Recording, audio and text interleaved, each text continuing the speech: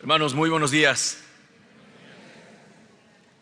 Le doy gracias a Dios que viernes y sábado, solo a manera de testimonio, ya listándonos para el tema, no quiero tomar mucho tiempo, pero le doy gracias a Dios que un grupo de 75 jóvenes pudimos estar, me incluyo con ellos, pudimos estar allá en el CD, en nuestro terreno, CD, le decimos de cariño. El nombre largo, nombres y apellidos es Centro Bautista de Desarrollo Cristiano. Y el nombre de cariño, el nombre cortito, CD.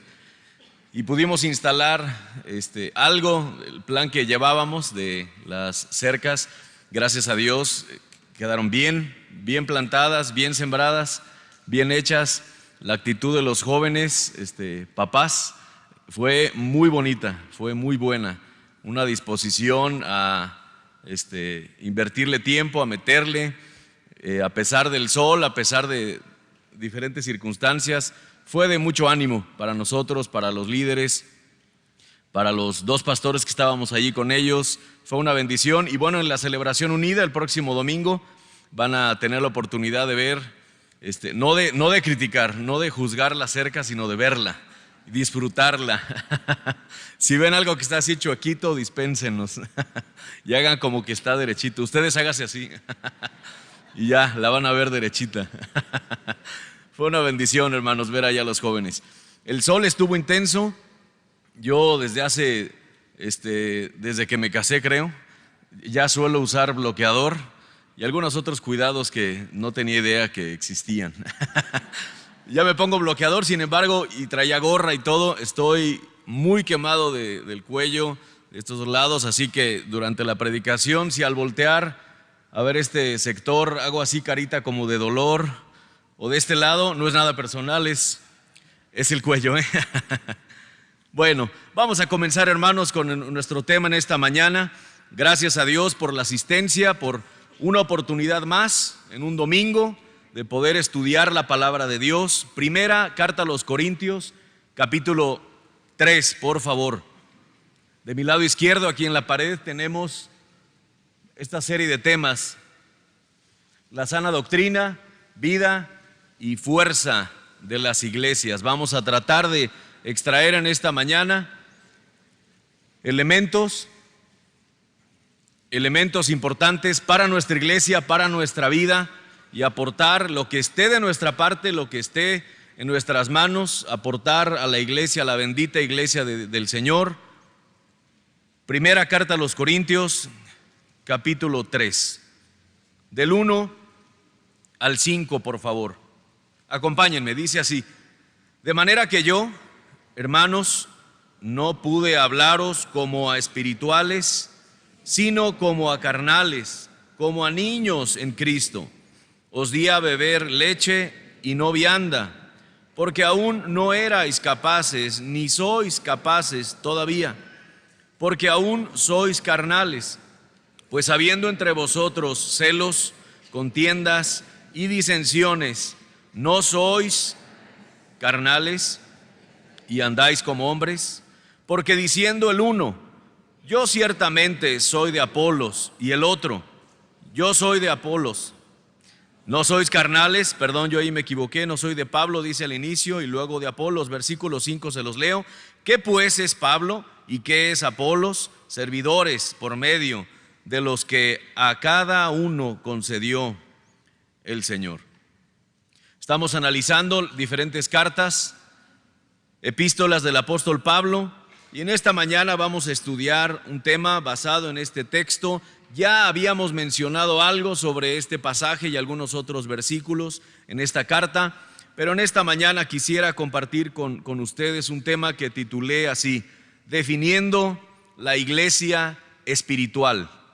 Lo repito, definiendo la iglesia espiritual. Podemos cometer el error, y se ha cometido, de llegar a criticar nuestra iglesia o alguna otra iglesia en cualquier parte del mundo, en cualquier parte de nuestro país. Echando mano de diferentes cosas, de distintos elementos, podemos llegar a concluir, por otro lado, de manera positiva, que está bien nuestra iglesia, y poder alabar a nuestra iglesia o alabar a otras iglesias. Sin embargo, tenemos que ir a las Escrituras para poder definir la iglesia espiritual. Uno de los requisitos para tratar de definir esto, si una iglesia es espiritual o no, aquí le llama carnal, uno de los requisitos es que debemos ser parte, debemos pertenecer a la iglesia, ser miembro, no solamente fiel, sino activo también. Si solo asisto los domingos, qué bueno, qué bendición, y te animo para que lo sigas haciendo, que sigas asistiendo de manera fiel los domingos a la iglesia. Sin embargo, al solo asistir los domingos, no podríamos decir que tenemos un concepto profundo, real de la iglesia, y mucho menos de otra iglesia. Así que es uno de los requisitos. La iglesia la componemos los santos, es decir, todos los creyentes, cada uno de nosotros, los creyentes. Esto significa que al hacer este análisis debo pensar en mí, no en los demás, no en la iglesia en general, sino en mí, quien soy parte y formo la iglesia del Señor. No puedo hacer que los demás cambien, ¿estamos de acuerdo? No puedo modificar la actitud o el pensamiento o las demás personas en ninguna manera, no los puedo cambiar. Sin embargo, sí puedo cambiar a una persona, y no hablo de la esposa, hablo de uno mismo. Yo sí puedo cambiar a una persona, y ese soy yo, solamente. No puedo cambiar a nadie más, ni siquiera, ¿verdad?, al cónyuge, no se puede. Pero yo sí. Yo no puedo obligar a los demás a cambiar porque yo defino o resumo, concluyo que deben cambiar, que están mal. Yo no puedo obligar a nadie, pero sí puedo obligarme a mí mismo. El apóstol Pablo no solo cataloga de cierta manera a la iglesia donde se reunían los corintios. Primera carta a los corintios que estamos estudiando, que vamos a meternos en el estudio, menciona esto.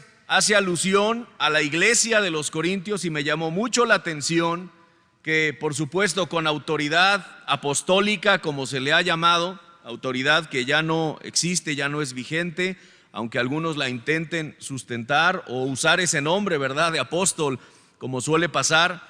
Al hacerlo solo se exhibe la ignorancia del mismo término, la definición, el propósito y el objetivo de ese término. ¿Quién lo dio? ¿Quién lo da? ¿Y con qué objetivo? Pero con esa autoridad que el apóstol Pablo tenía delegada de parte del Señor, llegó a concluir cosas muy fuertes sobre esta iglesia. Y quisiera, hermanos, que en esta mañana analicemos esta crítica, esta exhortación que el apóstol Pablo hace a la iglesia de los corintios, iglesia que estaba ahí en Corinto, y que tomemos de ejemplo 3 elementos, que seamos advertidos en 3 elementos, en 3 áreas, y que decidamos huir de 3 elementos que definieron a la iglesia de los corintios como una iglesia, dice el texto, carnal, no espiritual. Y de esa manera podemos definir la iglesia espiritual. Nuestra iglesia, la iglesia en cualquier parte, pero el requisito, decíamos al inicio, que el análisis es no para la iglesia en sí, sino para mí, que compongo la iglesia, que soy parte de la iglesia. Espero haber sido claro en estos elementos, en esta introducción. El apóstol Pablo no solo cataloga de cierta manera a la iglesia de Corinto, sino que nos deja ver por qué la consideró de esta forma, no espiritual, sino carnal. Las razones son las siguientes y son 3. Volvamos a leer primero a los Corintios 3, ahora ya con esta óptica. Acompáñenme, dice: de manera que yo, hermanos, no puedo hablaros como espirituales, sino os di a beber leche y no vianda, porque aún no erais capaces, ni sois capaces todavía, porque aún sois carnales. Pues habiendo entre vosotros celos, contiendas y disensiones ¿no sois carnales y andáis como hombres? Porque diciendo el uno, yo ciertamente soy de Pablo, y el otro, yo soy de Apolos, ¿no sois carnales? ¿Qué pues es Pablo? ¿Y qué es Apolos? Servidores por medio de los cuales habéis creído, y esto según lo que a cada uno concedió el Señor. Colaboradores de Dios, ¿verdad? Dice en el versículo 9. La ciudad de Corinto estaba entregada al comercio, estaba entregada al turismo, estaba buscando fines materiales, superficiales en muchos aspectos, y era un centro de pecados diversos. El contexto en el que se encontraba la iglesia, en este caso, en esta ciudad, era difícil. Y en muchos aspectos, al analizarlo con calma, creo que hallaríamos similitudes en nuestros días para definir nuestra iglesia y verla en el entorno en el que nos encontramos. Muchas similitudes con nuestra ciudad, y eso es triste, es lamentable, el auge y el afán por diversos pecados, la libertad y la insistencia para pertenecer o para participar de distintos vicios. Es triste ver a la juventud de nuestra ciudad y en general de nuestro país y por supuesto de otros países. Pero ya desde ahí encontramos similitudes y podemos, por decirlo así, comprender a la iglesia en Corinto solo en ese aspecto. El apóstol Pablo le habla de forma fuerte, de manera fuerte a esta iglesia en sus dos cartas, primera carta y segunda carta a los Corintios. Vamos a extraer entonces en este capítulo estos tres elementos.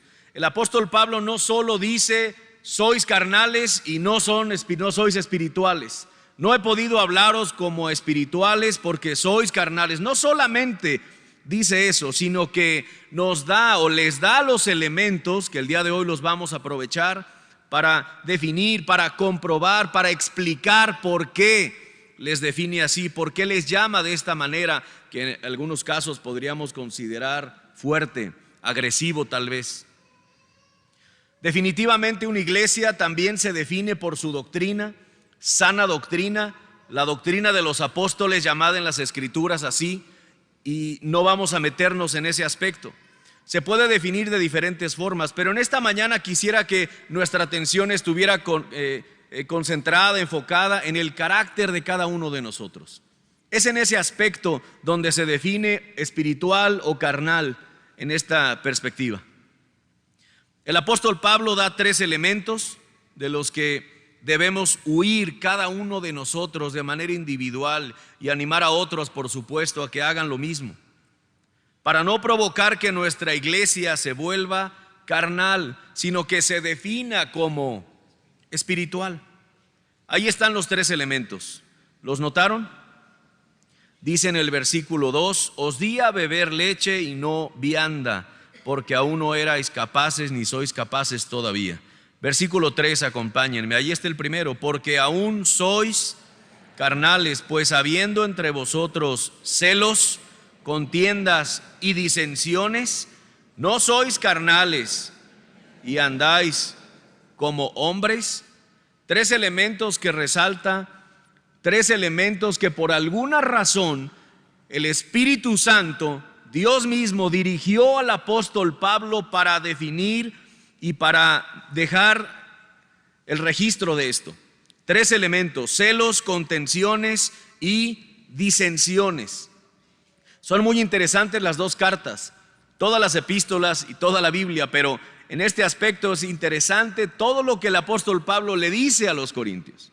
Pero en esta mañana quisiera que nos concentráramos en estos tres. Pablo aclara que estos hermanos andaban, se conducían como hombres. ¿Notaron esa frase? Él dice, no sois carnales, y luego dice, y andáis como hombres. Qué interesante. Podemos decir, no como hijos de Dios, no como Cristo. En otras palabras, hacían lo que todo el mundo hace. Se comportaban como el resto de los hombres se comportaban. En el versículo 4 también nos menciona una razón más para definir así a esta iglesia, la de Corinto.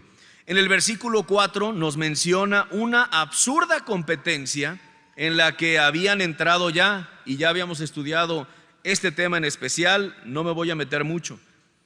Pero en el versículo 5 aclara de una forma sencilla este conflicto. Dice en el 4, porque diciendo el uno, yo ciertamente soy de Pablo, y el otro, yo soy de Apolos, ¿no sois carnales? Ellos tenían a sus predicadores favoritos, a sus pastores favoritos, y había una competencia desagradable que el apóstol Pablo exhibe. Y en el 5 dice, ¿qué pues es Pablo y qué es Apolos?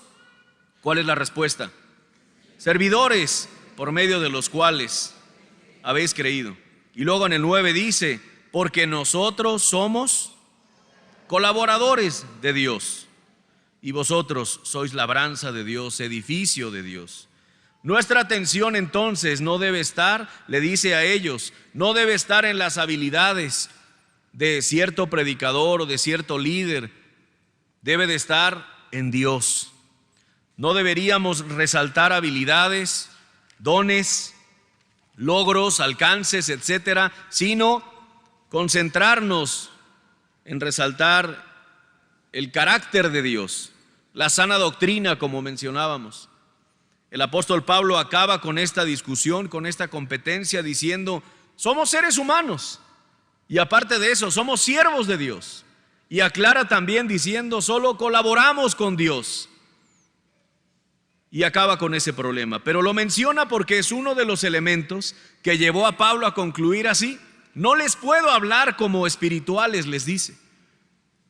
Y volviendo a cómo definió Pablo que era carnal esta iglesia, analicemos estos tres elementos que provocaron que fuera así. Alejémonos de estos tres elementos, hermanos, de manera individual, en el amor del Señor. Tomemos nota, tomemos decisiones y de manera firme decidamos alejarnos de estos tres elementos. Como ya dijimos, las iglesias las componemos los creyentes. Esto significa que esta advertencia, este tema, no debe tomarse de manera general o como para el de al lado o para los demás, como tal vez quisiéramos hacerlo, sino para mí, para cada uno de nosotros. Si eres salvo, si has reconocido a Jesucristo como tu Salvador, por encima de cualquier otra persona, nombre o religión, si tú has identificado y has decidido depositar tu fe en Jesucristo como tu único Salvador y te has arrepentido delante de Dios, entonces eres salvo. Si tú te has bautizado en esta iglesia, tú eres miembro de esta iglesia. Si tú fuiste también, por supuesto, recibido por carta o por testimonio, eres miembro de la iglesia. Y en otras iglesias sucede lo mismo. Así que es para ti este mensaje. Primer elemento, entramos de lleno. Celos. Primer elemento, celos. ¿Dónde está en primera a los Corintios 3? Versículo 3, ahí comienza.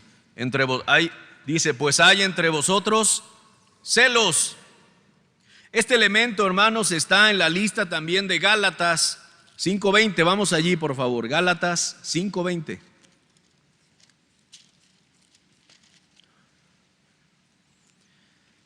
La llamada lista negra. Una lista de pecados por los que somos exhortados y advertidos.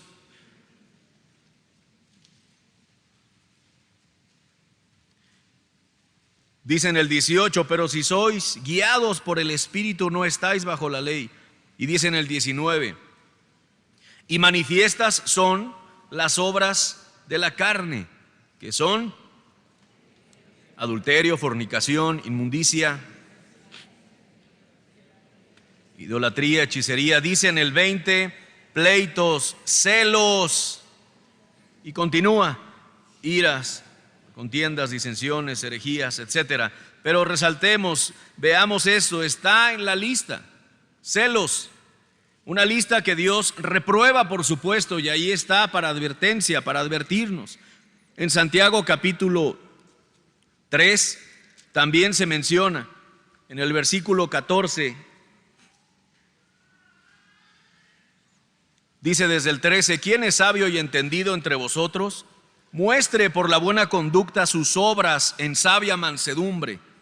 Pero si tenéis celos amargos, y continúa, pero dice, y si tenéis celos amargos, y luego dice en el 16, porque donde hay celos y contención, allí hay perturbación. Vamos a leer 14, 15 y 16 para entender bien el contexto.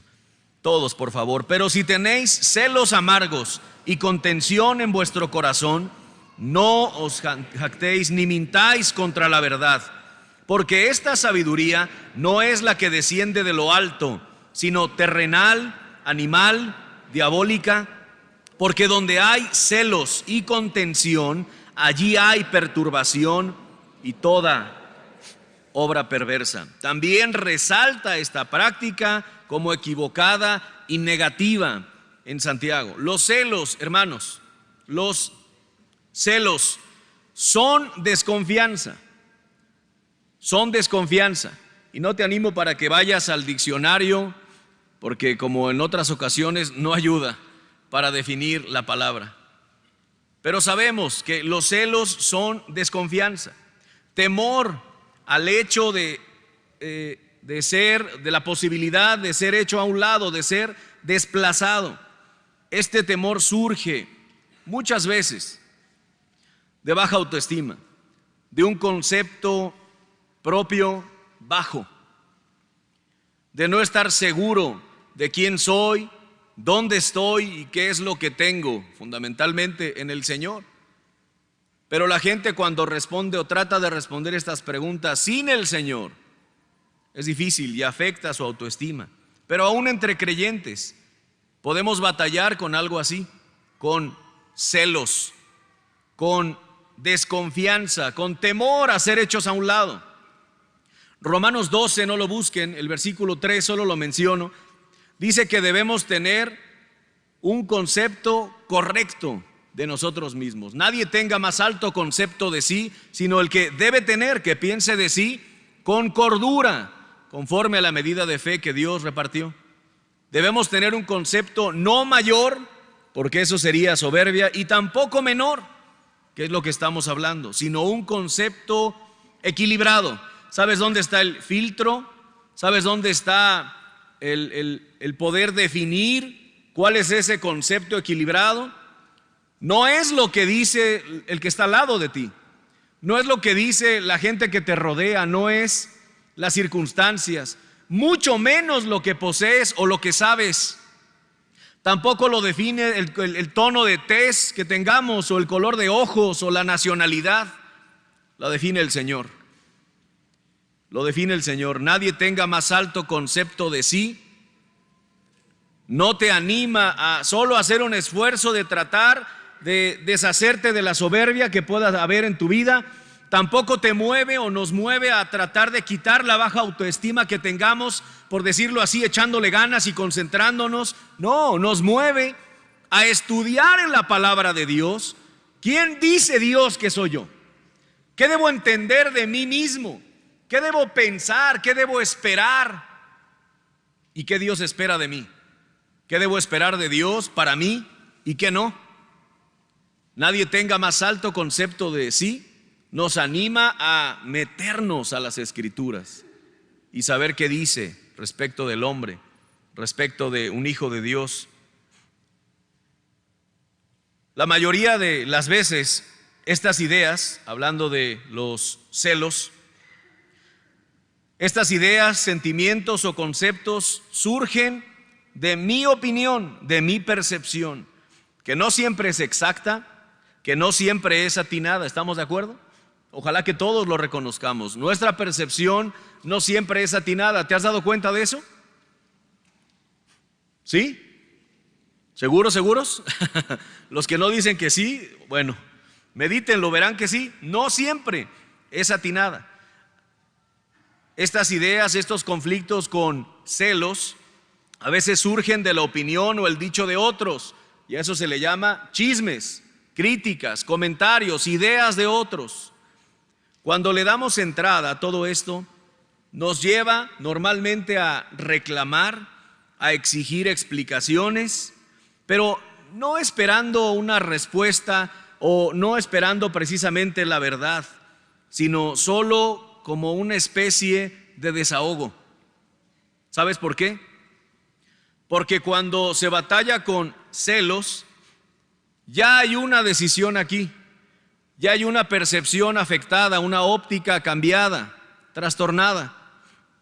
Y a veces le damos más autoridad a la fuente de esa idea, sentimientos, percepción, la opinión de otros, chismes, algo que vi, que interpreté de una manera.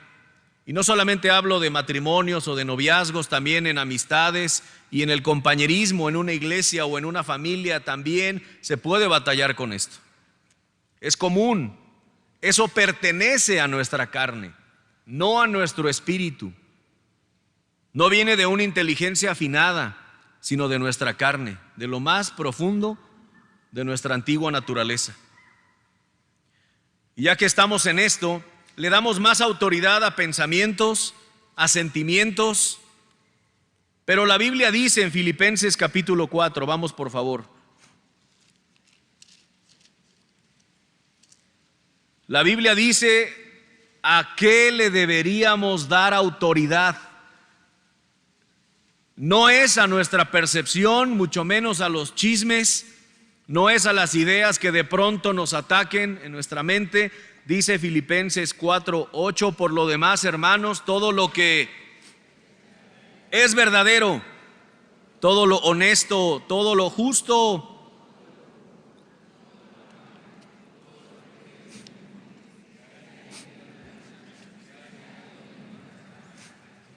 en esto pensad.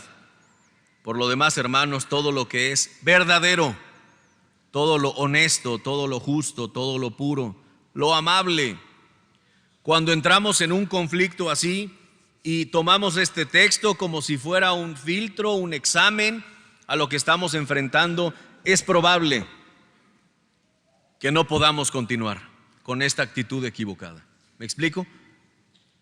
Porque en algún punto yo debo de reconocer que lo que me mueve a celos no es verdad, no es justo tampoco, porque a veces la otra persona o las otras personas no han dicho nada, no han hecho nada, no tiene nada que ver en el asunto, es una cuestión en la mente solamente. Si la otra persona ha dado frutos de sinceridad, de honestidad, si me ha dado buen testimonio en su conducta, no tengo por qué atender en este sentido a mi imaginación y darle rienda suelta. Eso le encanta a Satanás que hagamos y nos dará elementos para hacerlo, darle rienda suelta a nuestra imaginación. No debo, si la persona, quien sea, me ha dado buen testimonio, no debo darle autoridad a mi percepción y mucho menos a los chismes de otros. Lo contrario entonces a los celos, ¿qué es? Confianza. Es confianza. Esto es lo que un creyente hace, confiar, no ciegamente, pero sí como primer respuesta por lo menos, confiar, creer en la palabra y el dicho de la otra persona. Por supuesto hablo de gente que conocemos, que nos ha dado testimonio. Dice la Biblia, por sus frutos los conoceréis.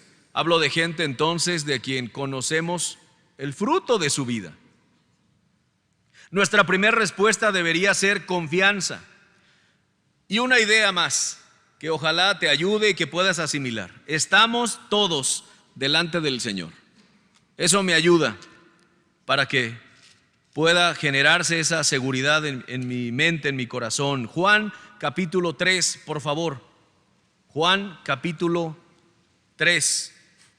Tal vez haya algunas personas aquí, algunos que les cuesta más trabajo este tema que a otros. No sé cómo seas, a qué tiendas, pero creo que a todos nos ayuda a analizarlo.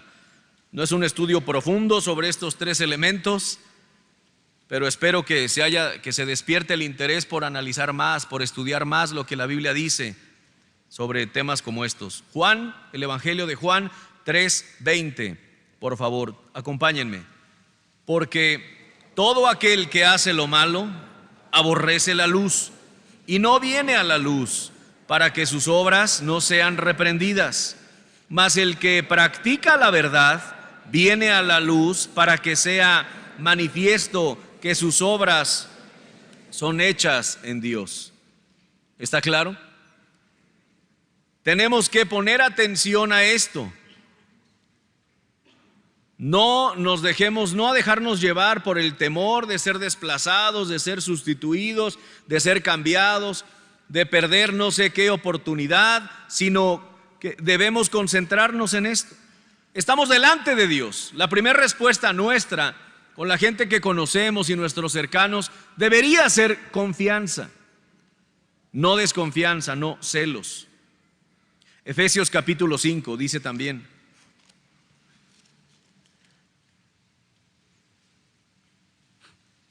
estamos delante de Dios. Versículo 13, Efesios 5:13 dice, todos por favor: mas todas las cosas, cuando son puestas en evidencia por la luz, son hechas manifiestas, porque la luz es lo que manifiesta todo. Es lo que manifiesta todo. No es entonces una vía o un camino el que deberíamos tomar, el de buscar tener todos los elementos en nuestras manos, todas las cosas claras y aquí delante de nosotros.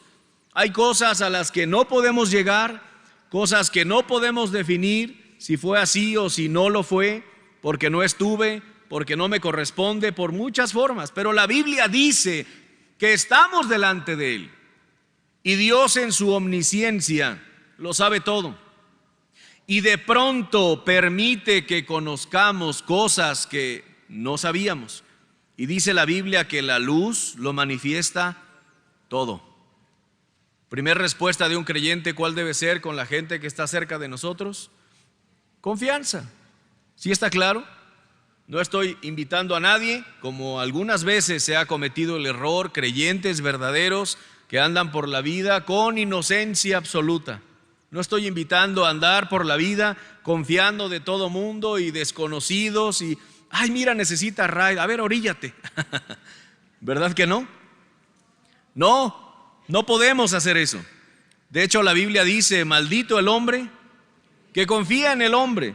Y en un contexto de salvación, no podemos hacer eso. Debemos confiar en Dios, en Jesucristo. Pero en este terreno humano y eclesiástico también, hablamos de la gente que está cerca de nosotros. Nuestra primera respuesta, la respuesta correcta es confiar. Primera Timoteo, por favor, capítulo 5.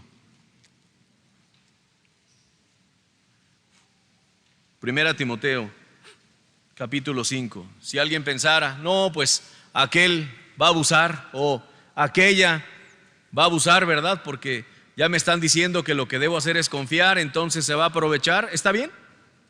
La luz lo va a manifestar todo. Todos estamos delante de Dios. Primera carta a Timoteo 5:24 dice: los pecados de algunos hombres se hacen patentes antes que ellos vengan a juicio, mas a otros se les descubren después. 25. Asimismo se hacen manifiestas las buenas obras, y las que son de otra manera no pueden permanecer ocultas. Descansa en esta mañana, por lo menos en este tema. Los celos era algo con lo que batallaban. Era un elemento que el apóstol Pablo detectó. Y déjame decirte, es mi opinión, pero no creo que esté muy lejos de la realidad. No creo que lo haya visto solo en una persona. Yo creo que era un común en la congregación. Seguramente atendió un asunto con este tema y luego otro y así, para llegar a concluir que en la iglesia había celos. Segundo elemento.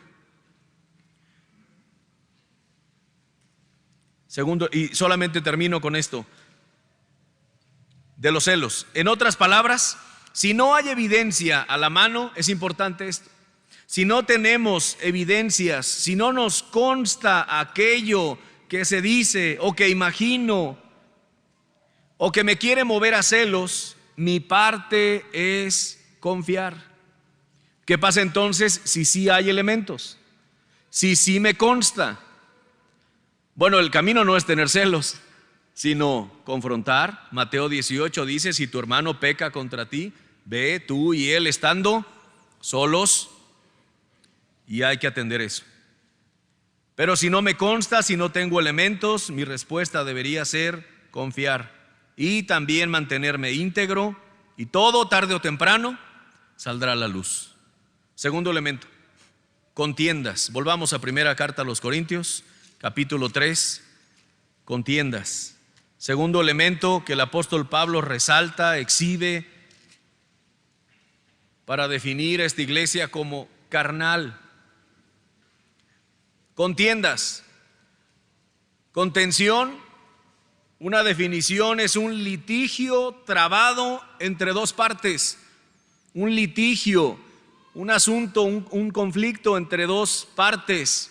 A veces hasta con demandas ahí se incluyen. Litigio trabado entre dos. El contencioso, dice el diccionario, que es el que tiende a contradecir. El contencioso es el que tiende a hacer esto, a contradecir. Contiendas son conflictos. Contiendas son pleitos. ¿A quién le gustan los pleitos? Es interesante esto, miren, ahora sí levante la mano. Levante la mano a quién, dije a quién sí, a quién no, perdón. Me van a decir, ay, pastor, contencioso. ¿A quién no le gustan los pleitos? No nos gusta. ¿Saben qué es interesante? No, déjela, por favor, es un testimonio. De hecho, nos estamos exhibiendo y hasta está por internet. Y si hicieran ahí una toma, la mano de todos está arriba. ¿Pero por qué tenemos problemas entonces? ¿Los de acá levantaron la mano?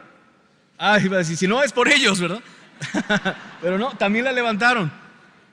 Todos levantamos la mano cuando alguien nos pregunta si nos gustan los conflictos. No, no nos gustan.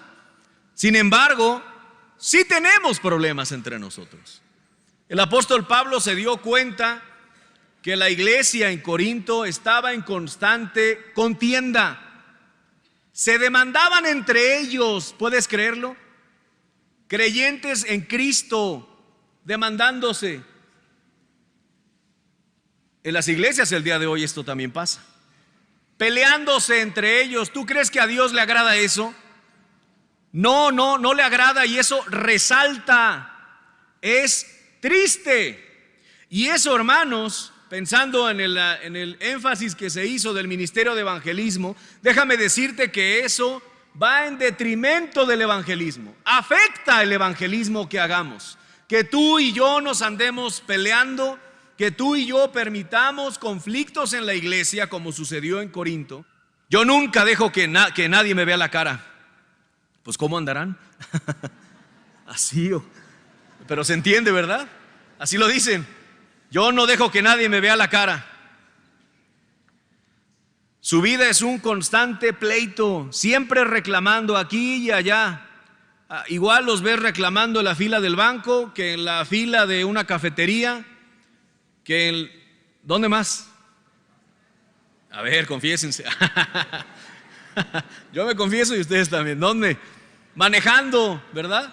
Ahí estamos, peleándonos con desconocidos, con otros.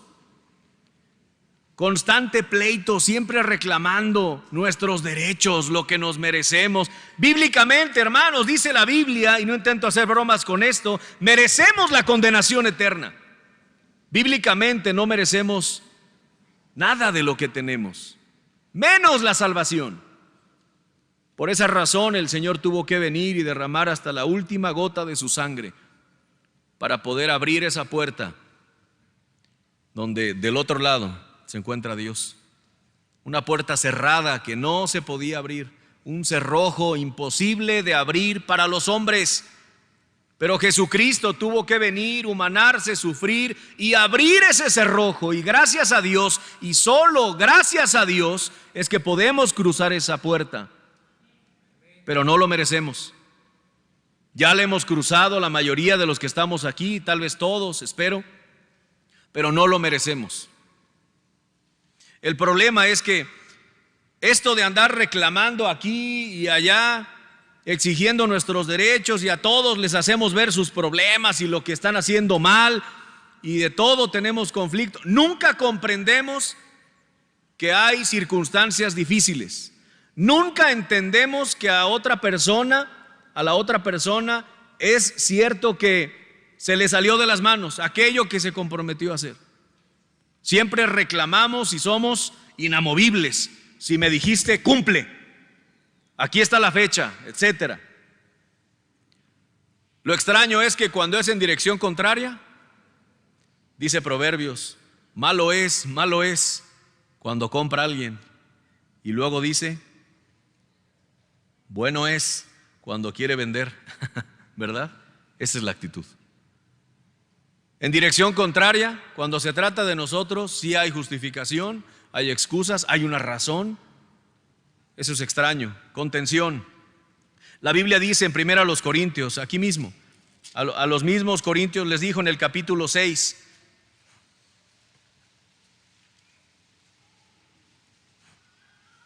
miren qué interesante, por favor, pongamos atención, estamos ya cerrando. 1 Corintios 6, versículo 1 en adelante. ¿Osa alguno de vosotros, cuando tiene algo contra otro, ir a juicio delante de los injustos, es decir, de los que no conocen al Señor, y exhibir que hay un problema, que hay un conflicto entre creyentes? Dice, y no delante de los santos, versículo 2. ¿O no sabéis que los santos han de juzgar al mundo?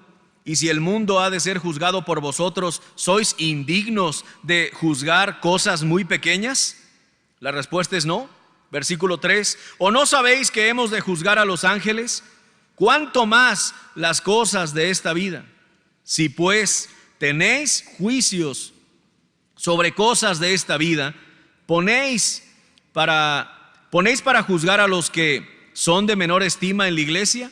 Para avergonzaros lo digo, pues que no hay entre vosotros sabio, ni aun uno, que pueda juzgar entre sus hermanos, sino que el hermano contra el hermano pleitea en juicio, y esto ante los incrédulos. Qué tremendo pasaje, ¿verdad? El apóstol Pablo entra en las entrañas de esta iglesia y los sienta de manera metafórica y también de manera literal, me imagino. Los pone en su lugar y les explica, y también a nosotros, que si somos parte del cuerpo de Cristo, y lo somos, que si somos una iglesia, la iglesia del Señor, y lo somos también, hermanos, ¿por qué cuando hay diferencias, malos entendidos, roces, etcétera, por qué no lo tratamos de arreglar entre nosotros? ¿Por qué elegimos la opción de contender? No define como espiritual a nadie de nosotros si tendemos a esto. Como si Dios no utilizara los conflictos para instruirnos. Como si la meta del creyente y su actitud debería ser: nunca voy a estar envuelto en problemas o dificultades por las circunstancias o por la maldad de otros. ¿Te das cuenta? A veces tenemos esa actitud. Nunca voy a permitir estar en conflicto o en problemas por las circunstancias o por la maldad de otros. Esa no es la idea. Esto está fuera de nuestro alcance. ¿Lo podemos ver? Está fuera de nuestro alcance. Yo no puedo definir qué hacen las demás personas. Yo no puedo controlar las circunstancias. Eso significa, y la Biblia lo enseña, que tarde o temprano me veré envuelto en conflictos. Vendrá enfermedad de pronto. Tal vez tendremos contacto con algún asaltante o con alguna persona que no conoce al Señor y nos va a dañar a mí, a nosotros, a nuestra familia. No podemos tener el control de eso. Más bien, veamos lo que la Biblia dice, Mateo capítulo 16. Por favor. Mateo capítulo 16. Dice el versículo 24. Entonces Jesús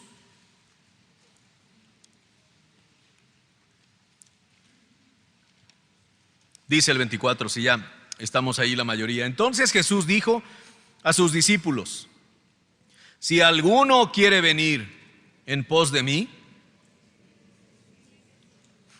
niéguese a sí mismo y tome su cruz y sígame.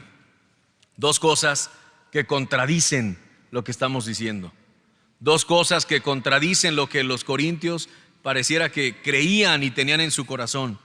Negarnos a nosotros mismos, eso es una enseñanza que jamás verás en la televisión, en las películas, en los medios de comunicación, en internet, en las demás personas, en la gente que no conoce al Señor. Jamás verás esta actitud, negarnos a nosotros mismos.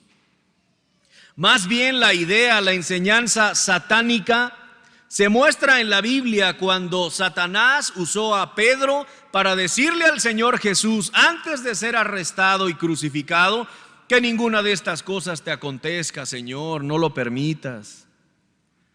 Y en diferentes maneras y modos, tú y yo lo hemos dicho, a los nuestros, a nosotros mismos, que ninguna de estas cosas te acontezca.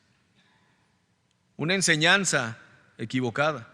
Negarnos a nosotros mismos, no sin sentido. No estoy hablando de hacer votos de pobreza, de entregarnos a la penitencia como en la religión se predica. Eso son las cosas absurdas. Pero la Biblia sí enseña negarnos a nosotros mismos. En otras palabras, comprender, aceptar y aferrarnos a la idea de que yo no soy lo más importante en este planeta, sino mi prójimo. Y la búsqueda de los objetivos espirituales. Ayudar a que la gente salve su alma. ¿Será eso más importante que un poco de sufrimiento, un poco de desgaste, un poco de sacrificio? Sí, Señor, sí lo es. Santiago capítulo 1, no lo busquen. Dice que tengamos sumo gozo cuando nos hallemos en diferentes pruebas, sabiendo que la prueba de nuestra fe produce paciencia. Y luego dice, ¿verdad? Mas tenga la paciencia su obra completa. Y en el 12, brincando hasta el 12, dice: bienaventurado el varón que soporta la tentación, porque cuando haya resistido la prueba, recibirá la corona de vida que Dios ha prometido a los que le aman.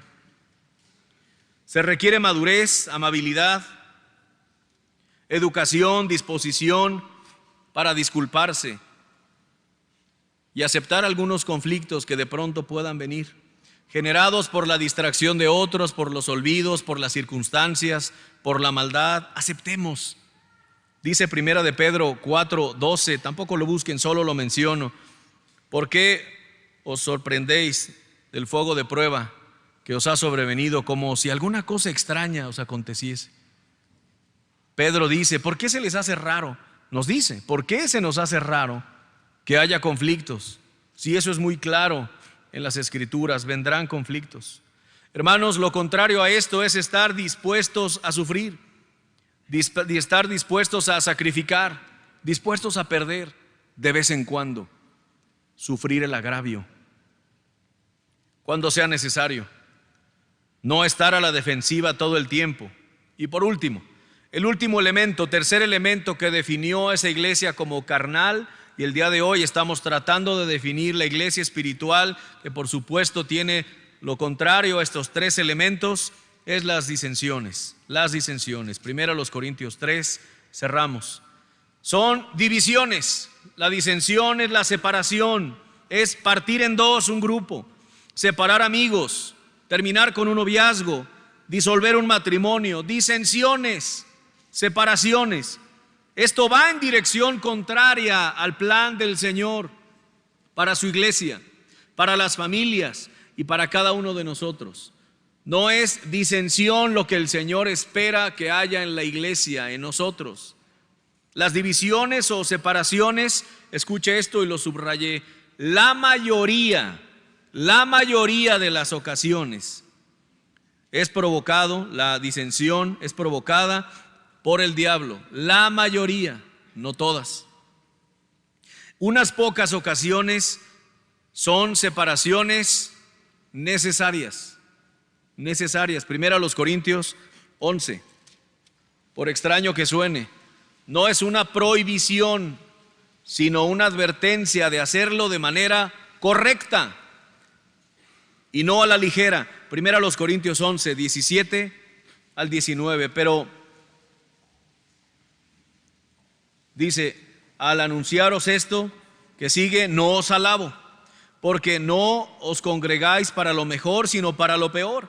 Pues en primer lugar, cuando os reunís como iglesia, oigo que hay entre vosotros divisiones. ¿Cuál es el sinónimo? Disensiones. Y en parte lo creo. 19, todos por favor. Porque es preciso que entre vosotros haya disensiones, para que se hagan manifiestos entre vosotros los que son aprobados. Hay ocasiones donde es necesario, donde ya se hizo todo lo que se podía hacer, no se puede avanzar, separación. Romanos 12, no recuerdo el versículo, pero dice: en cuanto dependa de vosotros, estad en paz con todos los hombres. Ese en cuanto dependa de vosotros, ¿qué significa? Que no siempre depende de nosotros, que hay ocasiones donde no se va a poder estar en paz con algunos, pero la advertencia es que hagamos nuestra parte. El Señor no nos ha dado la unidad en el Espíritu para que la menospreciemos. Él nos ha dado la unidad en el Espíritu para que la valoremos, la defendamos.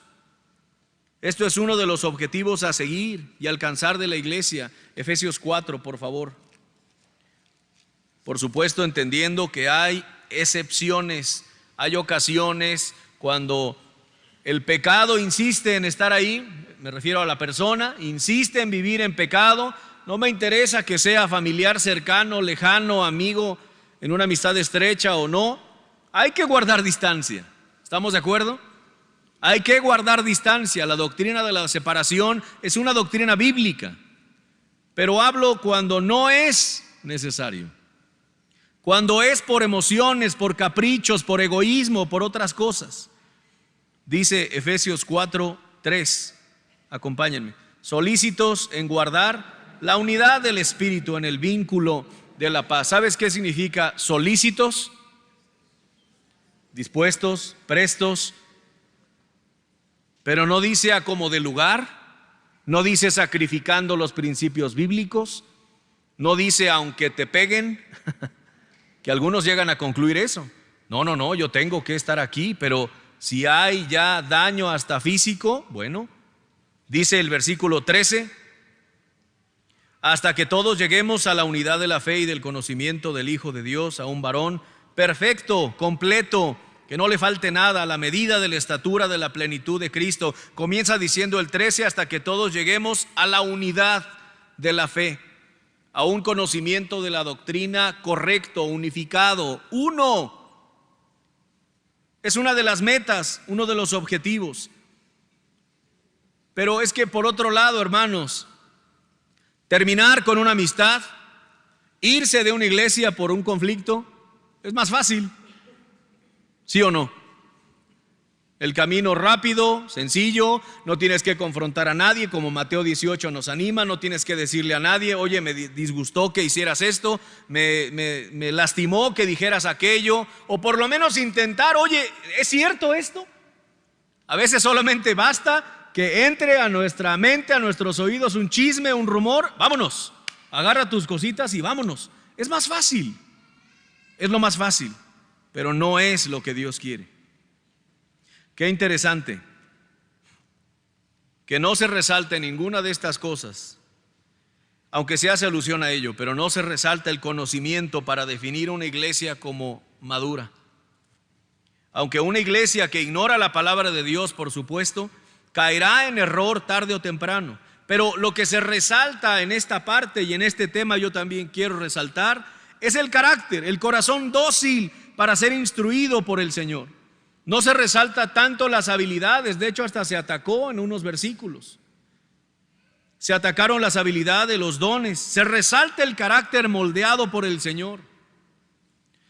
Así que para definir una iglesia como espiritual, hermanos, debemos esforzarnos, tú y yo, de manera individual, tal vez tú y tu familia, que es nuestro núcleo.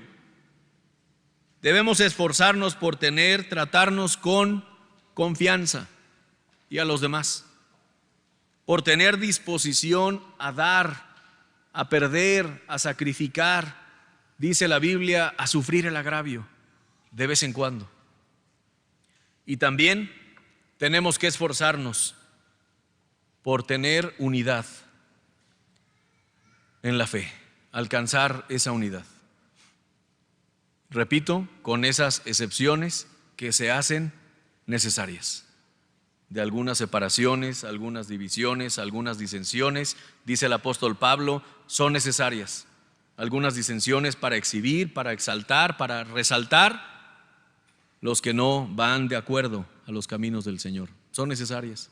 Tenemos que aceptarlo también. Puestos en pie, hermanos, vamos a pedirle al Señor que nos ayude a establecer estas tres cosas.